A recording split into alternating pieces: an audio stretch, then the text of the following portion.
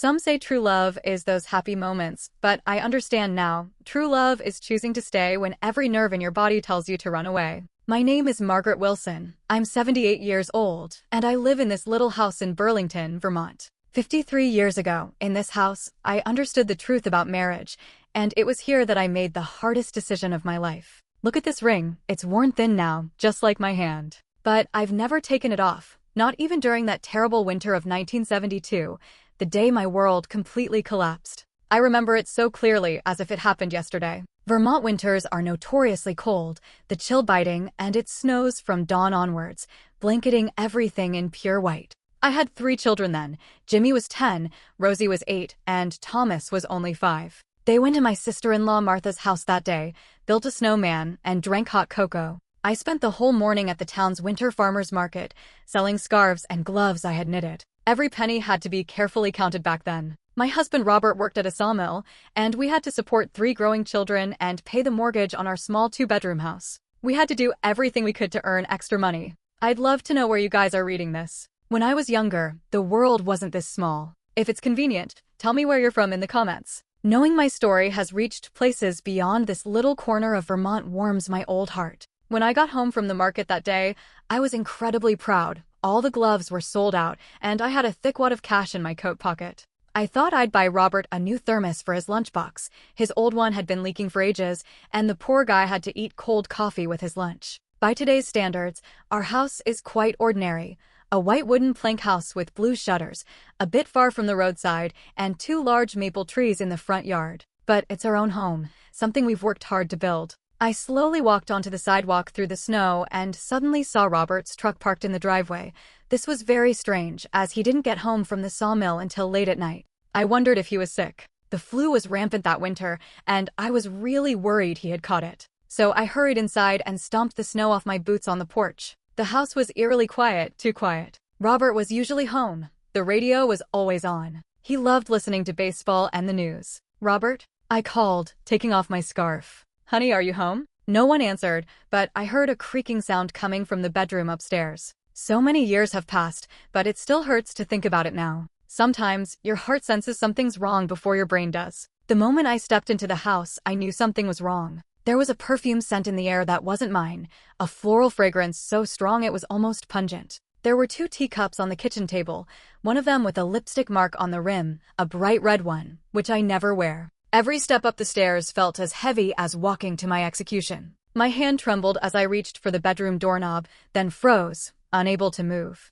For a moment, I wanted to turn around and go back downstairs, pretending I'd never come home early. But another voice, the voice that demanded the truth, pushed me forward. I pushed open the door. There are moments in life that divide everything into before and after, and this moment was my dividing line. In our bed, this very bed where our youngest son was conceived, this very bed where we spent countless nights together, lay Robert. And beside him was Sarah Miller, my best friend since high school. They didn't hear me come in at first. I stood there, watching them frantically search for their clothes, watching their expressions change from passion to shock, and then to shame. It was like watching a movie in a theater, as if it were happening to someone else. "Margaret." Robert finally realized what was happening and abruptly pulled the sheet over himself. I thought you wouldn't be back from the market until 3 a.m. I thought that was absurd, as if the problem was with my schedule, not his betrayal. Sarah never looked at me, her head down as she quickly buttoned her shirt. My best friend, the one who held my hand every time I gave birth,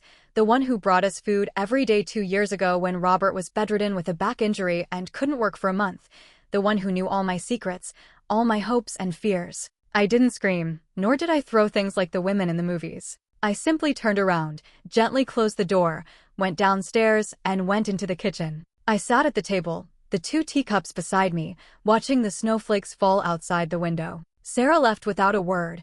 I heard the back door close, and then I heard her start her car and drive away. About 10 minutes later, Robert came downstairs, his face pale and his eyes red. "Maggie," he began, his voice trembling. "I don't know what to say. How long has it been?" I was still looking out the window, my own voice sounding unfamiliar, calm, indifferent, like someone else's. "It doesn't matter," he mumbled. I turned to look at him. "This is important to me." He finally admitted, 6 months. "It started last summer when you took the kids to stay with your mother for 2 weeks. 6 months of lies, 6 months of them laughing behind my back, sharing secrets I didn't know, betraying me. Do you love her? I asked. I needed to know the whole truth, as decisively as tearing off a band-aid. Robert was speechless for a long time, just standing there with his shoulders slumped, looking much older than his 36 years. I don't know, he finally said. I think I might love her. These words hurt me more than anything else. Not physically, but emotionally, the heart I thought belonged only to me,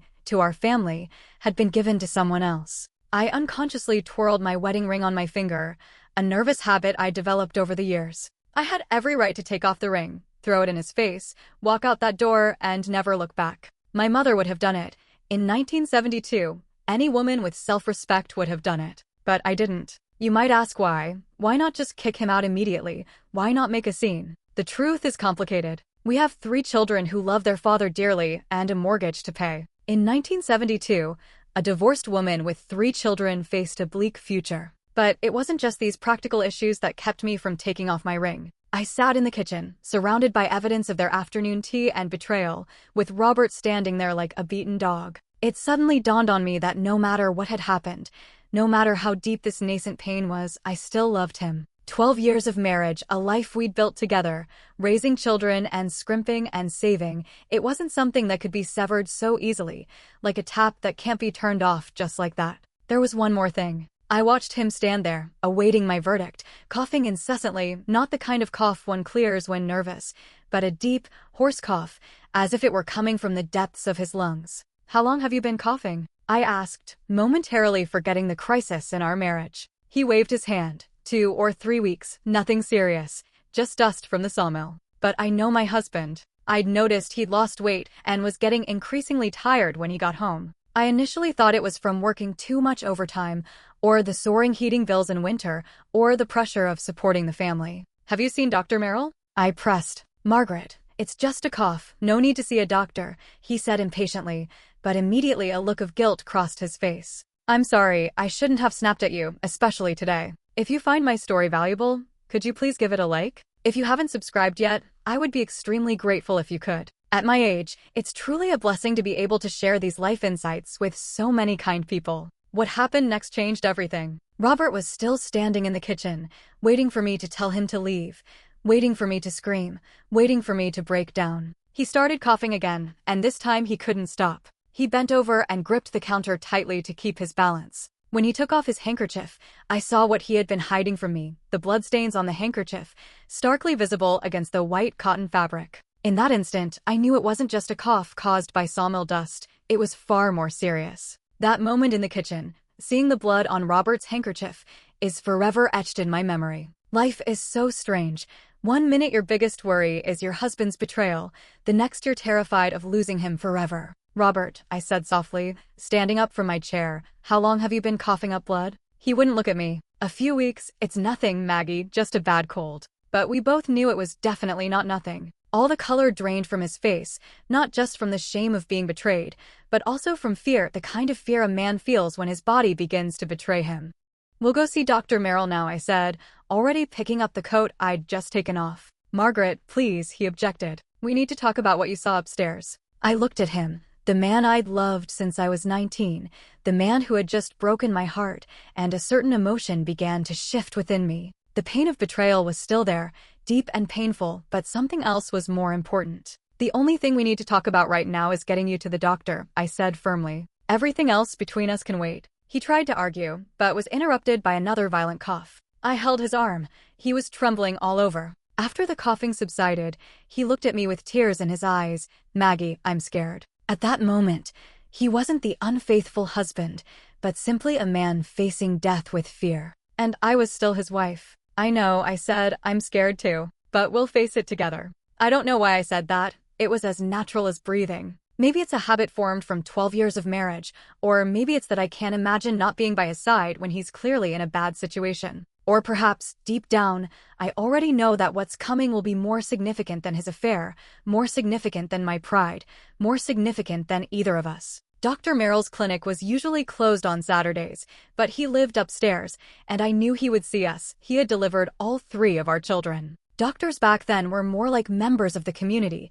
That feeling is hard to find now. He glanced at Robert, listened to his cough, saw the blood, and his expression immediately turned serious. He listened to Robert's lungs and asked about the night sweats, weight loss, and fatigue, symptoms I had actually noticed, but hadn't connected. "I'd like you to go to Burlington for some tests," Dr. Merrill finally spoke, removing his stethoscope. "There's a specialist there, Dr. Reinhardt. I'll call him now." The waiting room was silent as the doctor went out to make the call. Robert hung his head, staring at his hands. I stood by the window, watching the snow pile up thicker on the street. "I never intended to hurt you," he finally said. "What happened between Sarah and me was so foolish, so selfish." I didn't turn around. Why her? Why my best friend? This question had been burning in my mind ever since I opened the bedroom door. In our small town, out of so many women, why Sarah of all people? Robert sighed. "She showed up last summer when you took the kids to your mother's. I was so lonely, and Sarah came to visit with a casserole, saying she thought I'd miss home-cooked meals. We started talking, and she seemed really interested in me, in what I wanted to say.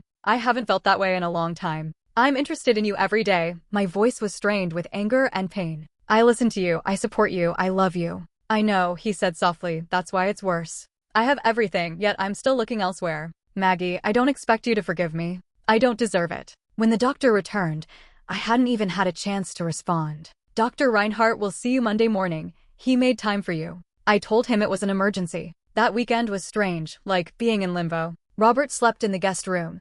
The children went home, completely unaware of the dramatic changes that had taken place between their parents. I cooked, helped with homework, put them to bed, doing all the usual things, but felt like I was walking in a thick fog. On Sunday evening, after the children were asleep, Robert came to see me. I was baking bread in the kitchen. I bake bread whenever I need to think. The rhythmic kneading helps me clear my head. "Margaret," he said, standing in the doorway, "I have something to tell you before tomorrow." I continued kneading the dough, without looking up. "What is it?" If the test results are bad, I want you to know that if you want me to leave, I understand. I did that, and you don't owe me anything." I finally looked up at him. In the soft kitchen light, I could clearly see how much weight he had lost. His shirt collar hung loosely around his neck, and his cheeks were sunken. "Robert Wilson." I brushed the flour off my hands and put my hands on my hips. "I don't know what tomorrow will bring. I don't know what the doctor will say, and I don't know what will happen to our marriage. But I know one thing. I won't make any decisions about our future until we figure out what we're facing. Do you understand?" He nodded, a slight smile playing on his lips. "Yes, ma'am." This was the first normal moment between us since I had pushed open that bedroom door. Monday morning was clear and crisp, yet bitterly cold. We drove to Burlington in silence, each lost in our own thoughts. The specialist's clinic was in a tall brick building near the hospital. Dr. Reinhardt was tall and thin, with kind eyes behind his thick glasses. The examination was thorough: blood tests, x-rays, and repeated auscultation of the lungs. We waited for several hours in the sterile room, flipping through old magazines, deliberately avoiding his gaze. Finally, Dr. Reinhardt led us into his office. I will never forget every word he said. "Mr. Wilson, I'm afraid the x-ray shows a distinct mass in your right lung. Based on your symptoms and the x-ray, I believe it is late-stage lung cancer." The room seemed to spin before my eyes. Cancer. In 1972, that word was practically a death sentence, especially for lung cancer, especially late-stage lung cancer. "How much time do I have left?" Robert asked, his voice unusually calm. Dr. Reinhardt took off his glasses and wiped them with a handkerchief. I could tell he was carefully choosing his words, trying to convey this harsh truth tactfully. "Without treatment, I may only have 3 to 6 months. With aggressive treatment, surgery plus radiation therapy, it might extend to a year, at most 2 years. I won't lie to you, Mr. Wilson. The prognosis isn't very optimistic. 1 year, 2 years at most." The man sitting next to me, the father of my child, my husband of 12 years, the man who just betrayed me in the most hurtful way, has at most 24 months left to live. I reached out and took Robert's hand, without thinking, without hesitation. Just like thousands of times before, our fingers intertwined. "What should we do next?" I asked Dr. Reinhardt, feeling Robert's hand gripping mine tightly. The way home was completely different from the way there. Robert looked out the window, watching the Vermont landscape slowly pass by. I stared at the road, my mind filled with practical questions.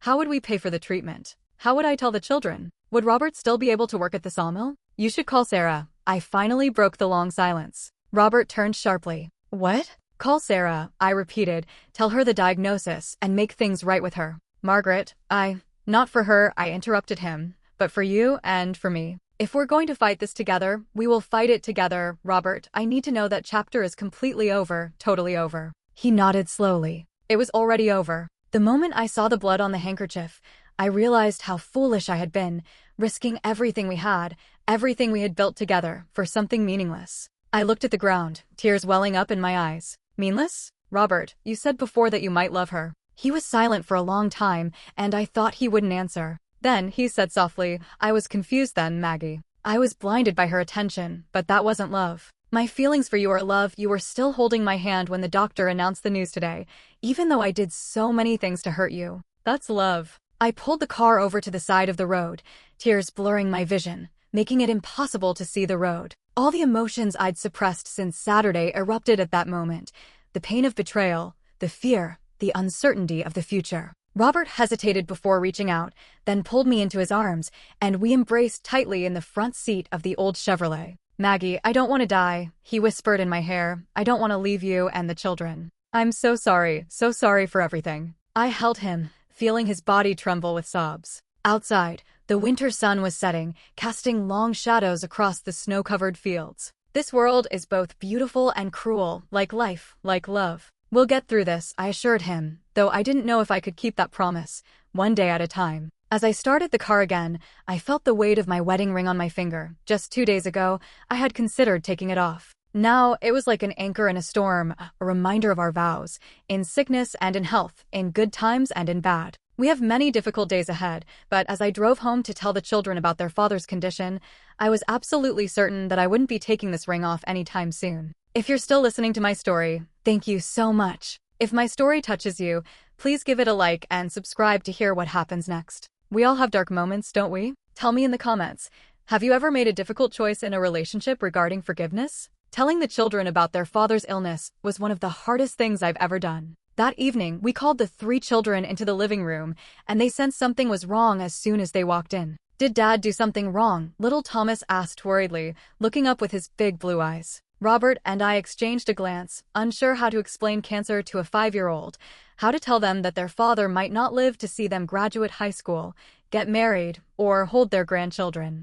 I'm sick, little one, Robert finally spoke, pulling Thomas onto his lap. It's not a cold, the kind that gets better quickly. The doctor will help me, but sometimes I have to go to the hospital. Will you die? Rosie asked bluntly. At only 8 years old, she was already so perceptive. I watched Robert swallow hard, then answer, I'll do everything I can to live, he said, but yes, if the medicine doesn't work, this kind of illness can kill you. 10-year-old Jimmy, the eldest, hadn't said a word. He just stared at his father, pale-faced, his hands clenched tightly around his knees. It's not fair, he finally whispered. It's so unfair. Then he jumped up, ran upstairs, and slammed the bedroom door shut. Robert wanted to follow, but I grabbed his arm. Let me do it. When I found Jimmy, he was lying face down on the bed, his shoulders trembling with silent sobs. I sat beside him, placing my hand on his back, feeling the sharp angles of his shoulder blades beneath his flannel shirt. You're right, I told him. It's not fair at all.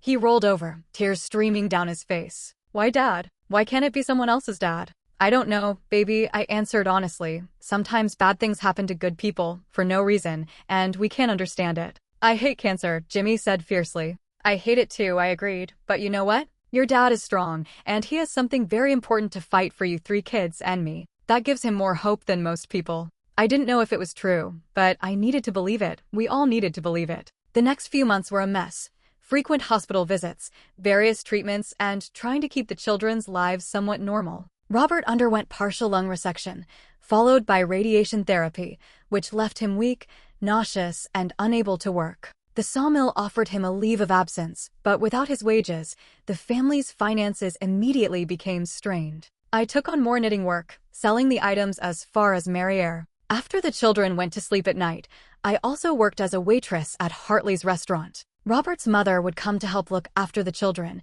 She would sit in the living room knitting and listening to the radio, allowing me to go to work with peace of mind. One evening in April, about 3 months after Robert's diagnosis, I came home from get off work at the restaurant and found my mother-in-law asleep in her armchair, the radio still playing softly. I gently woke her, told her to go home, and then went upstairs to check on Robert. He wasn't asleep. He was sitting on the bed, a notebook on his lap, the bedside lamp casting a soft glow. About a month after his diagnosis, we moved back into the same bedroom. Since the day he called Sarah the day of his diagnosis, we haven't mentioned her again. Some wounds heal without repeated discussion. Why aren't you asleep so late? I asked, sitting on the edge of the bed. He showed me the notebook, filled with letters, each one addressed to a child of a different age 16, 18, 21, on their wedding day, and one to me. Just in case, he said simply. My throat tightened. Robert Wilson, you're not going anywhere as long as I can. He nodded. But if the worst happens,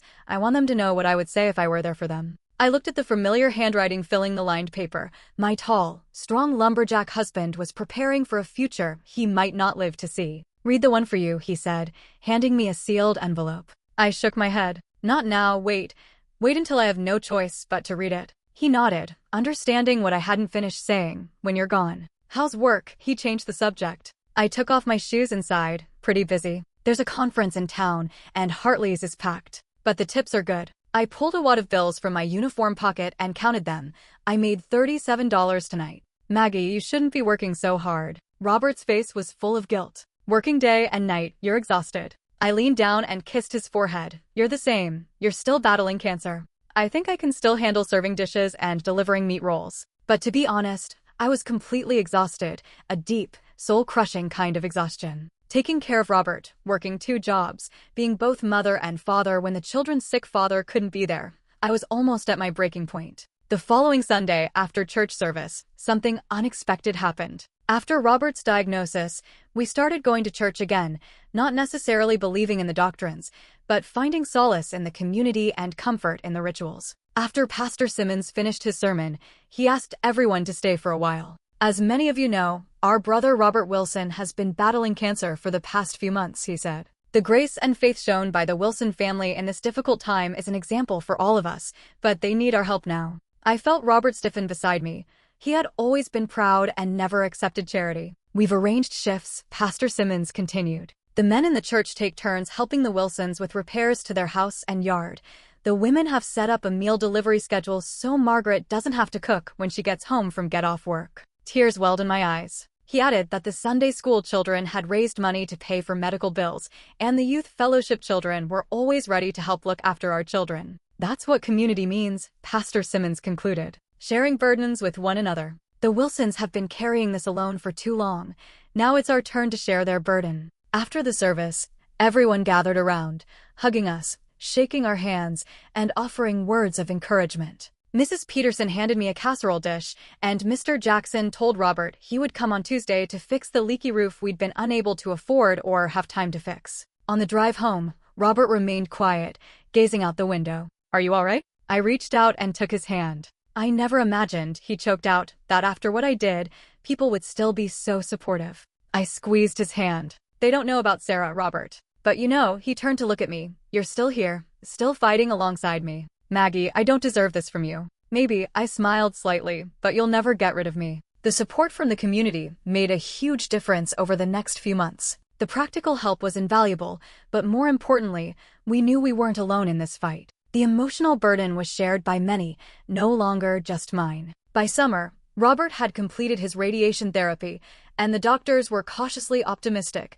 The tumor had shrunk significantly. He was still weak and thin, but his cheeks had regained color, and he could play with the children for a while without getting breathless. A heat wave hit in July, and everyone in Vermont was looking for shade and cool water. One Sunday after class, we took the kids to Lake Champlain and spread out a picnic blanket under a huge maple tree by the lake. I watched Robert lead Thomas into the shallows, holding my little son's hand and jumping in the tiny waves with him. Rossi was building a fancy sandcastle nearby, his tongue twitching in his mouth, looking very serious. Jimmy, always so adventurous, swam further out, occasionally calling for his dad to watch him dive in. A year ago, this scene would have been nothing out of the ordinary, just a typical family outing on a hot summer day. But now, it felt like a miracle. Every moment was precious, every laugh a gift. As I was packing up our picnic lunch, I saw Sarah and her husband Frank walking along the beach. They lived in the next town, but I hadn't seen her since she ran away from my house that winter.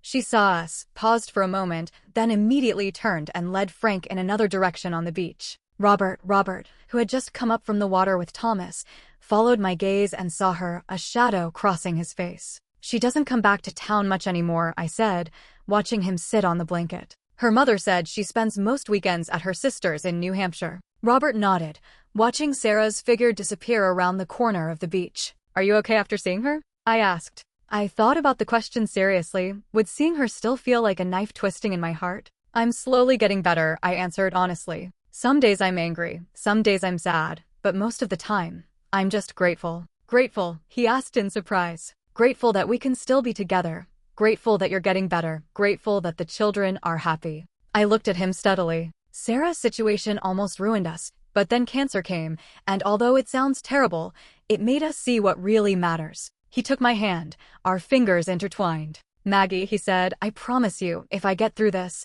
I'll make it up to you every single day. You already are, I said, and it was the truth. That night, after the children were asleep, Robert and I sat on the swing on the porch, watching the fireflies twinkle in the darkening night. The air was still warm, filled with the scent of summer flowers and freshly cut grass. Do you remember that night at the harvest dance? Robert asked suddenly when we were 17. I smiled and recalled, the night you stared at me all night and finally mustered the courage to ask me to dance? He laughed. I was terrified, afraid you'd reject me. I almost rejected you, I admitted. Nancy Baker told me you kissed Mary Simmons behind the gym that week. I didn't. Robert quickly protested. Mary did want me to kiss her, but from the first day of 10th grade, my heart has belonged to you.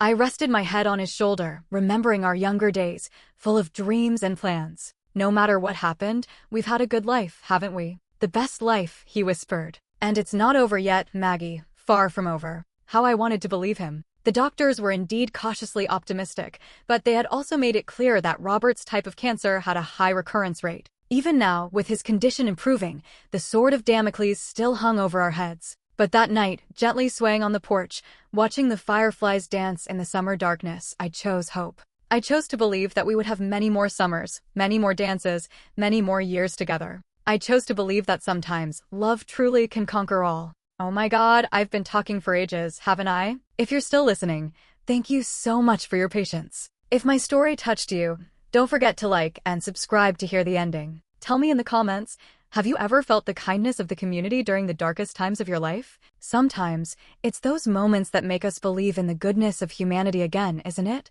In August, Robert had his 6-month follow-up appointment after his diagnosis. I remember the tense atmosphere on the drive to Burlington. We were both quiet, each lost in our own thoughts. A cloud of what-ifs hung over us. What if the cancer recurred? What if this brief respite was just a fleeting moment? Whatever happens, Robert said as we parked in the hospital parking lot, the past few months have been a gift. You and the children are my reason for fighting. I reached across the seat and squeezed his hand.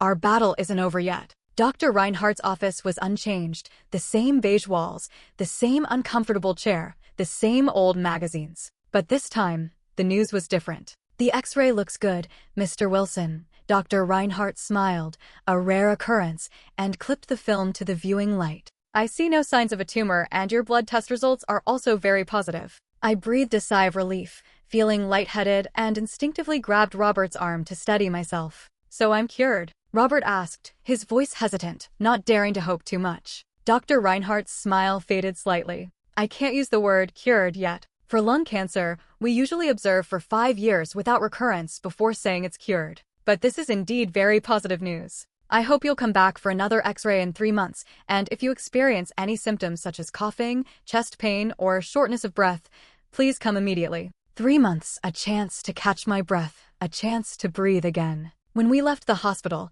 the late summer sun seemed exceptionally bright, and the world seemed more vibrant. We had lunch at a small restaurant, a small celebration, indulging in hamburgers and chocolate milkshakes. I want to go back to work, Robert said, stirring his milkshake with a long silver spoon. Dr. Reinhardt said I could do some light work first, and Mr. Peterson at the sawmill said I could help out in the office until I'm healthy enough to work normally. I looked at his face.